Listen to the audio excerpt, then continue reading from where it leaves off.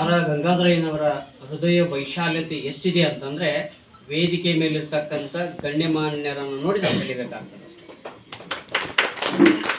ಒಂದು ರೀತಿಯ ಈ ಕಡೆಯಿಂದ ಆ ಕಡೆ ನೋಡ್ತಾ ಹೋದರೆ ಸಮುದ್ರದ ತಟ ಅಂತೇಳಿ ನಾನು ಭಾವಿಸ್ಕೊಳ್ತೇನೆ. ಹೃದಯ ಅಷ್ಟು ವೈಶಾಲ್ಯತೆಯನ್ನು ಒಳಗೊಂಡಿದ್ರೆ ಮಾತ್ರ ಇಷ್ಟೆಲ್ಲ ಪಾತ್ರಗಳು, ಸನ್ನಿವೇಶಗಳು, ಸಂಗತಿಗಳು, ಚಟುವಟಿಕೆಗಳು, ಹೋರಾಟಗಳು ಹೀಗೆ ನಡೆಯುತ್ತಲೇ ಇರ್ತವೆ ಅನ್ನೋದಕ್ಕೆ ನಮ್ಮ ಗಂಗಾಧರಯ್ಯನವರೇ ನಮಗೆ ಸಾಕ್ಷಿಯಾಗಿದ್ದಾರೆ. ಅವರೇ ನಮಗೆ ಮಾರ್ಗದರ್ಶಕರಾಗಿದ್ದಾರೆ. ಇವತ್ತು ಅಪ್ಪುವಿನ ಜನ್ಮದಿನ, ವಿಶೇಷವಾಗಿರ್ತಕ್ಕಂಥ ಕಾರ್ಯಕ್ರಮವನ್ನು ಮಾಡಲೇಬೇಕು ಅಂತೇಳಿ ಅವರ ಮನದ ಇಂಗಿತ ಯಾವತ್ತಿಗೂ ಕೂಡ ಅದು ನಂದಾದೀಪದಂತೆ.